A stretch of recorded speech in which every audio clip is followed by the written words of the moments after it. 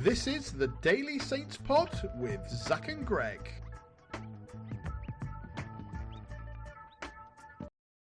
Hello and welcome back to the Daily Saints Pod. My name is Greg, and as alluded to yesterday, once again not joined today by my good friend Zach, but he will be back tomorrow to give you a preview. Once again, I am still off on holiday from everything this week. Been busy and flying about, and as you can see, suffering from the hottest summer on record, it seems. It's been busy, it has been warm, and you know what? There's been loads of Saints news. It's everyone's favourite day of the week. It's Transfer Thursday, so more to talk about today than normal. Plenty of movement. We've had confirmed ins and confirmed outs, as well as all of the rumours and stuff going on. But before I get to that, I just want to give a shout out to the club who are doing something that I nearly missed, but did see as part of my research for today's episode. And that is the fact that the under-21s are kicking off their season this Friday, tomorrow at time of listening, or the day of the episode coming out. And it will be free entry at the Silver Lake Stadium in Eastleigh. So, why not go down and cheer on the lads, the under-21s, on Friday night for free? Always good to get a glimpse of the future of Saints, and of course, some of those under-21s we will probably see as part of the first team for at least part of this season. Of course, Adam Lallana still the manager of the under-21s, so it would be good to see how they get on. I will probably be going down to see that game, so if you see us there, come and say hello, give us a shout out. Should be a lovely evening, and just thought I would bring that to everyone's attention because I pay so much attention to the club and I very nearly missed it, so worth pointing out for everyone. But without further ado, let's get in to the transfer news. I am going to start with the ins this week. I don't know, just mix it up a bit and see how we go. So, kicking off, of course, we've had a confirmed transfer. 21-year-old striker Divine Mubamba, whose name I completely butchered on the show yesterday, so apologies for that, was, of course, announced at open training. And he arrives on a season-long loan from Man City. He was out on loan at Stoke last season, where I don't know if you will remember, but he got sent off at St Mary's for a second bookable offence, which happened to be diving in. It was simulation, a dive over Bazunu's hand, which the ref booked him for, which was his second bookable offence. Got sent off. It was a silly one. He scored 5 goals and got 1 assist for Stoke last season with 25 championship appearances. Played more than 1,600 minutes of football in the championship. Claimed in his interview he is here to score goals. Well, previously in a Youth Cup fixture, he did in fact score a hat-trick against Saints when he was playing for the Manchester City youth team. So I think it's quite an exciting signing. Certainly another one of these bags of potential type players, and definitely matches the Southampton mould. A big physical presence up front. I would say a fairly similar profile to Kyle Larin. I presume that he will be sharing minutes with Kyle Larin over the course of the season, with so many minutes to play in the Championship, but we will see, I guess, how it pans out. We've already seen this season Kyle Larin's ability to impact a game off the bench, and of course we know what he can do when he starts and takes the game rolling. So it'll be interesting to see what capacity or what kind of battle we see, I guess, or how we see that position shared as the season progresses. And presumably this is the signing that Tonda said we were close on, and of course the striker that we were promised at the start of the season. It's now understood that there won't be any big movement on the striker front after this signing. This is who we were looking for. So welcome, Divine. Hopefully a big season for him. Yeah, good stuff. Fresh signing in the door. Finally got the striker we were asking for. Hopefully he will come good for us. And then, look, a reasonably short ins list as to be expected. We'll talk about some other stuff towards the end, maybe ins, but we'll see. According to Simon Jones of the Daily Mail, Southampton want to sign Manchester United fullback Jadon Jowson, the 19-year-old, on a permanent deal. According to the People's Person on Twitter, however, several other Championship clubs are also interested, including Sheffield Wednesday. But United currently plan to reject offers and will probably be looking to keep the defender until at least January and see how it goes, although no final decision has actually been made on this yet.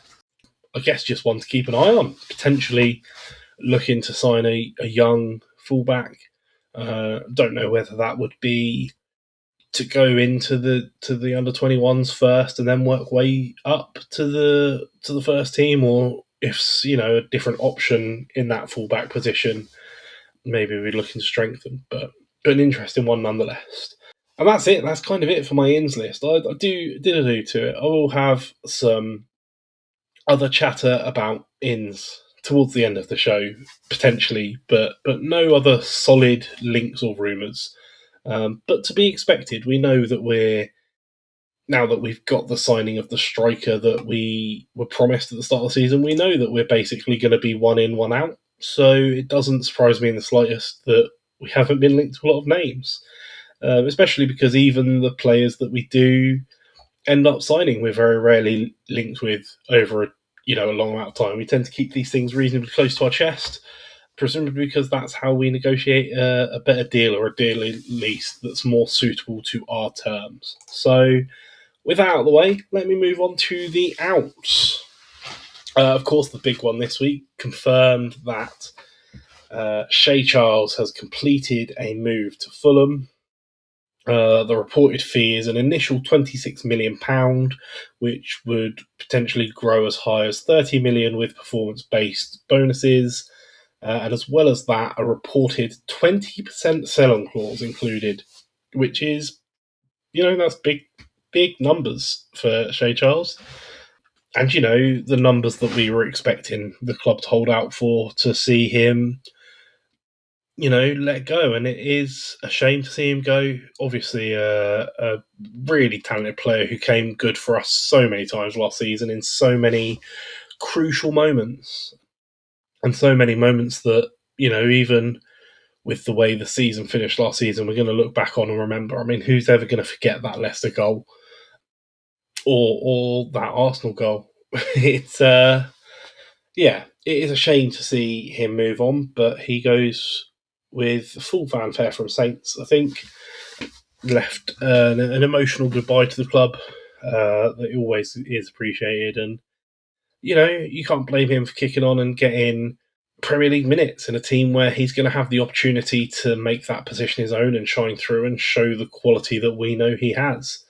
There's a real star of a footballer in there, and I think that he will probably have a really good season at Fulham and probably continue to go on strength to strength. So fair play to him, and I hope he does well. And that completes the confirmed outs, at least. We've had that one. And as far as rumours go, there are a few kicking about. Benfica have apparently shown interest in Taylor Harwood-Bellis. This is the big, noisy story that I've seen quite a bit on. Ben Jacobs of Give Me Sport described them as in talks with the player. There were some reports that they'd made an offer of around £17 million or 20 million euros and potentially agreed terms in principle with the player. But these have been shut down by Alvie House of the Echo, of course, who clarifies that 17 million is considerably lower than the valuation Saints would put on Harwood-Bellis. No talks have progressed. And Dan, also of the Echo, added that looking at Benfica's recent transfer history, they would have to break the bank compared to their normal spend to get anywhere near the fee that Saints will be holding out for Harwood-Bellis. Look, we know full well that he's not a player that we're going to want to sell, and what that means is that I'm sure there will be a price that we would sell him for, but it is probably going to be higher than almost any club are going to be willing to pay for him, and that's by design, right? He's our player who, seems to be happy and settled here, so he's going to be worth as much as we decide he's worth. It's not going to be an issue that I think will be forced. I think it was some kind of play towards one of their favoured centre-back options to, potentially try and negotiate a better deal with them, suggesting they had other options, but it's not one that I see going through. But, we'll keep tabs on it. You never know. Never say never, obviously. But it just seems there are too many things that are way too out of line for me to think that is a likely outcome for the season. For me, I think if Bellis was going to leave the club this summer, it would be to step up into a Premier League team. It wouldn't be to go to Portugal, even to a club the size of Benfica. So that's my thoughts on that. Moving on, John Percy of The Telegraph reports that Derby County are still keen on signing Bemba and Diaz. Derby have been in a bit of a tumultuous situation at the moment. They were in the midst of a potential takeover bid, which got as far as being approved by the EFL. But at the last minute, the group that were looking to become the major controlling stake shareholders in the club let the club know they were no longer interested and no longer wished to purchase that stake in the club. So the current owners have put out a statement and said that the club is no longer on the market. It will continue to run with their oversight, and they will, be looking to push on as the passionate club owners that they are. But, with the dust settling on that and some clarity in what I guess their structure is going to continue to look like now with that falling through, it's likely that we'll see some movement on their end. They are supposedly in talks with West Brom over the signing of a midfielder, and like I said, reportedly still keen on making a move to sign Bemba and Diaz permanently after his loan spell last season. So one to keep an eye on. I've seen other reports, as well as that Telegraph report, suggesting that Bemba and Diaz is still expected to leave this window, which is not really a surprise for anyone who watched him play against Colchester, to be honest. Again, one that we will keep an eye on, that I'm sure will gain movement and traction towards the end of the window as these things start to move. Next up on the list, Juan Larios. He is expected to leave the club this summer permanently, and could do so without a transfer fee being paid, which has increased the movement of his potential suitor clubs, supposedly.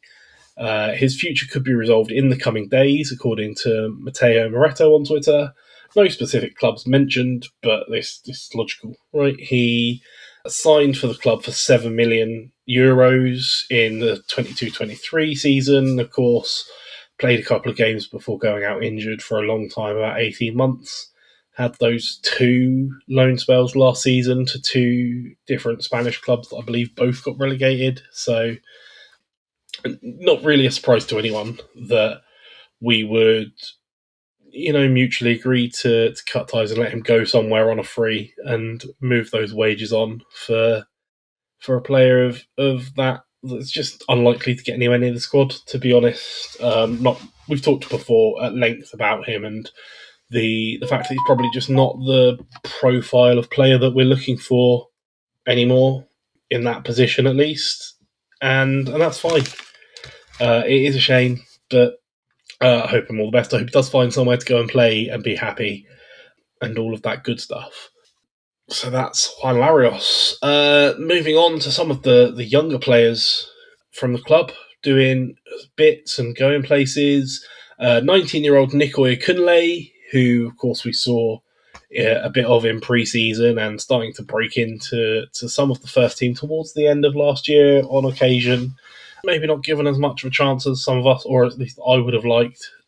But he's gone out on loan to Leyton Orient for the season, which would be good for him. Good to get proper competitive senior football under his belt, help grow him as a player. And I'm sure, based on the talent that we've seen from him in the youth league, we'll have a good season and probably improve and go on to potentially break into our team next season. So, one to keep an eye on. Good luck to him out on loan. Another youth midfielder, Daouda Traore, completed a season-long loan move to League One club Le Mans. Again, be good for him to get minutes in a competitive league to build that experience and gain the minutes. It's important. Senior minutes and youth minutes are very different, so it's important to get that experience. And youth player Tommy Dobson Ventura has joined Eastleigh on loan for the season. So just down the road, one to keep an eye on. I think he's quite a young player, I believe about 17. So again, good to get senior minutes, even at a level that, National League, a very different level. But at that age, good to get minutes in the legs and get the experience that you need to build up and become working the way up. And finally, according to Darren Whitcoop on Twitter, he's a journalist, the arrival of Divine Mubamba on loan to Southampton has potentially opened the door for Cameron Archer to make an exit within this window. Wrexham are among the interested Championship parties. No official bid has been placed as of yet, but one to keep an eye on. This doesn't really come as a surprise to anyone either. Obviously, we know Cameron Archer was close to making an exit in the last window as he had a deal with Rangers fall through because we sold Adam Armstrong instead. He's got the unenviable job of competing very hard for some toughly contested positions. And if he does move on and go on to one of the, I believe, several Championship clubs that are interested in signing him, I wouldn't blame him, and I would hope him well. I think that we've talked about it at length on the show in the past about he's a player who has quite a lot of potential but doesn't necessarily suit any of the systems that we've ever played him in. Seems to be that whenever we put him on the pitch, we're just not playing to his strengths, but it kind of how that's played out has been pretty unfortunate for him at times, though he's always, to me, seems to put in a real shift when he's on the pitch. And we saw a lot of that last season, towards the end of the season, when he came on into these number 10 roles more often and, he managed to put in some real shifts and get a goal. But, I wouldn't be surprised at all if at the end of the day we see him move on to another Championship club. And that's it. That's the end of my list. I did allude earlier to the fact that I was going to potentially talk about some more ins, so I guess let's wrap up with that. With the now confirmed news that Shea Charles has moved on to Fulham, I guess it's an interesting discussion to have, to think about whether that's a position that we'll be investing in a replacement for, or if, we already think we have that replacement in Cam Bragg, as well as potentially some of the other youth players looking to move their way through. We talked last season about how we saw Matsky in midfield, in that holding midfielder position at the weekend, and I wonder if that's something else that they're thinking about sort of bringing in and using more frequently. We talked last season a lot about how it was a position we were blessed with such strength in, with Flynn Downs and Shea Charles and Cam Bragg all effectively being completely interchangeable in a lot of cases, and Casper Yander as well, who of course is out injured at the moment and will be looking to come back at some point. So I don't know if it's one that we'll go out and hunt for a direct replacement for or not, or if we just accept that the strength that we have in that position in the squad might be good enough. I fully believe that is the case, and I wouldn't be surprised if that's the decision we make, that we don't sign a replacement at all. Whether that comes back to bite us as the season goes on, I guess only time will tell. But I don't know if a player exists for the profile and price that we would potentially be looking to invest in this window. So I don't know if we'll be replacing him this window. Maybe it's something that we'll be holding out, and maybe something we'll revisit in January if the need arises. But maybe we feel that with the players we have, we can just cover it. And, Camper came on and was sensational against Colchester. And I think Matsky did a really good job. And whether that would be the same if we were playing against Championship opposition, I guess realistically, again, only time will tell. Maybe it's a case that we see in the first couple of games, and we'll see if that's a position that we see Matsky in more often, and we'll see if that does work in the Championship and starts to click.